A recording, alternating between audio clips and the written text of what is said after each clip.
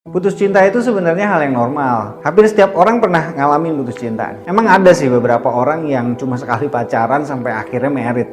Tapi ini adalah kasus pengecualian yang sedikit sekali terjadi. Meskipun idealnya dalam sebuah hubungan, kedua belah dan pihak kamu dan dia seharusnya punya komitmen nih untuk saling menjaga dan mempertahankan hubungan. Tapi biasanya ada banyak masalah dan perbedaan.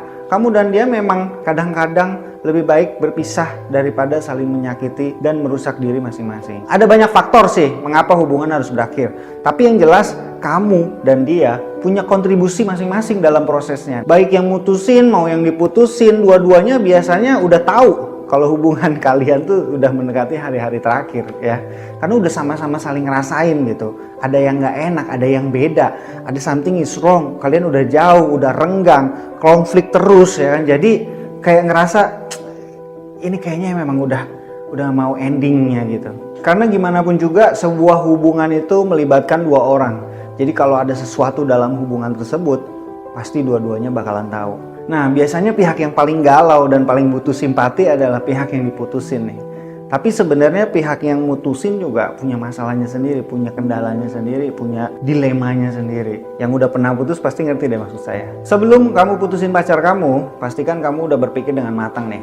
Coba tanyain 3 hal ini ke diri kamu sendiri dan jawab dengan jujur. 1. Apakah hubungan ini memenuhi kebutuhan kamu? Ya, orang menjalin hubungan atau berpasangan itu karena kita punya kebutuhan ya. Kita butuh diperhatiin, kita butuh disayang ya, kita butuh teman ngobrol ya. Nah, selama ini kamu sama dia, apakah kebutuhan kamu itu terpenuhi? Ya, apakah dia mendengarkan curhat kamu? Apakah dia perhatian? Apakah dia mau nemenin kamu gitu? 2. Apakah hubungan ini mendorong kamu menjadi sosok yang lebih baik nggak? Setelah kamu jalan sama dia, setelah kamu pacaran sama dia, apa kamu jadi rajin bekerja karena kamu ingin punya masa depan yang lebih baik sama dia? Apakah kamu setelah jadian sama dia, kamu jadi lebih rapi, ya kan, lebih perhatiin penampilan, lebih bagus, ataukah enggak gitu? 3. Apakah kamu bisa membayangkan diri kamu bersama dengan dia di masa depan? Ya. Kalau misalnya kalian sering berantem, sering bertengkar, sering cekcok, sering ngambek-ngambekan ya, udah pasti boleh dibilang nggak ada tuh bayangan akan masa depan. Karena udah kebayang, gila kalau gue misalnya bareng sama dia terus sampai tua, bisa stres, bisa gila rasanya ya. Jadi coba kamu jawab pertanyaan ini dengan jujur. Nah, kalau kamu menjawab tidak untuk 3 pertanyaan di atas, memang sepertinya lebih baik kalian berpisah aja. Oke. Lebih baik kalian fokus untuk pada diri sendiri dan mungkin di masa depan bisa bertemu dengan sosok yang jauh lebih cocok, oke, daripada menghabiskan waktu ujung-ujungnya nanti bubar-bubar juga gitu. Dan saling menyakiti satu sama lain. Ambil waktu kamu dan pikirkan baik-baik nih, jangan buru-buru dan jangan berpikir dengan emosi. Pakai kepala sehat ya, pakai kepala dingin, oke, pikir dengan akal yang sehat. Karena setelah kamu mengambil keputusan, mau nggak mau, kerusakan pasti terjadi. Oke, nggak ada tuh yang namanya putus baik-baik, itu nggak ada. Oke, putus tanpa sakit hati itu nggak ada. Putus secara mulus itu nggak ada. Oke, sangat kecil sekali kemungkinannya. Pasti akan ada pihak yang sakit hati. Setelah kamu yakin dengan keputusan kamu nih, udah mikir baik-baik, maka ini saatnya memutuskan hubungan supaya kerusakan yang terjadi bisa diminimalisir. Oke, pertama, sedikit menjauh dan menjaga jarak. Sebelum kamu mengucapkan kata-kata putus, sebaiknya kamu menjauh dulu. Baik secara fisik maupun emosional selama 1 atau 2 minggu ya. Bukan berarti dia chatting beneran dicuekin, nggak dibales ya. Atau misalnya diblok gitu. Bukan, kalau itu malah jadi tambah masalah. Dia pasti akan marah, malah jadi berantem lagi. Bukan, oke. Tapi ya menyibukkan diri, kalau dia chat ya tetap dibales, oke, seadanya.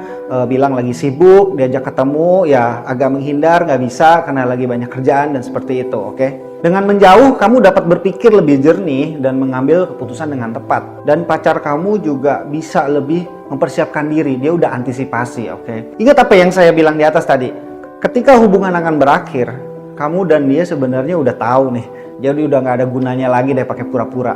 Kedua nih, lakukan secara face to face. Saya paling apa ya, zaman sekarang itu karena kita udah terbiasa pakai chatting, kebanyakan orang itu mutusin pakai chatting. Dan ini artinya kamu nggak respect sama hubungan tersebut dan kamu juga nggak respect sama pasangan kamu. Bagaimanapun juga, kalau kamu yang diputusin kan kamu juga nggak mau kan diputusin lewat chat gitu. Kamu pengen ngobrol, kamu pengen nanya, kamu pengen tahu kenapa kok bisa putus gitu, oke? Dengan kata lain, kalau nggak berani ketemu langsung untuk mengucapkan kata putus, berarti kamu mengakui kalau kamulah pihak yang bersalah dalam hubungan ini, oke?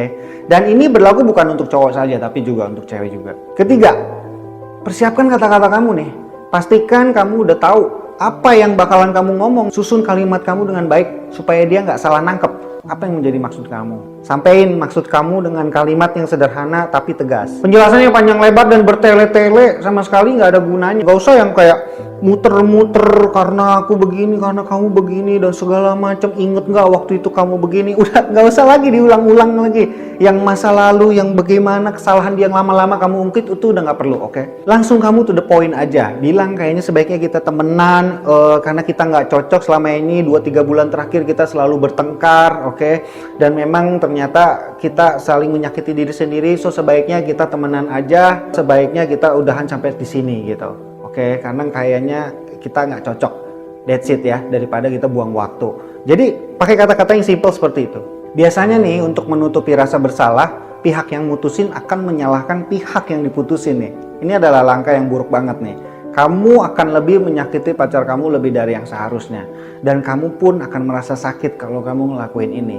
Jadi kamu harus ingat ya, jangan menyalahkan dia atas putusnya hubungan ini. Kamu dan dia sama-sama punya andil, sama-sama salah, oke? Entah baik ataupun buruk, ini adalah hubungan yang udah kamu dan jalani bersama bareng sama dia, ya. Keempat, siapkan mental dan emosi. Pacar kamu pasti bereaksi nih begitu diputusin, oke? Mungkin akan nangis, mungkin akan marah-marah, mungkin akan nembak kamu dengan banyak pertanyaan-pertanyaan, ya kan? Kenapa begini? Kenapa begitu, oke? Tugas kamu adalah tetap tenang. Dengarkan semua yang dia omongin, jawab dengan sabar, dan jangan merespon hal-hal yang dapat membuat situasi ini jadi lebih kacau gitu, lebih emosional dari yang seharusnya. Pacar kamu akan mengalami reality crash, oke?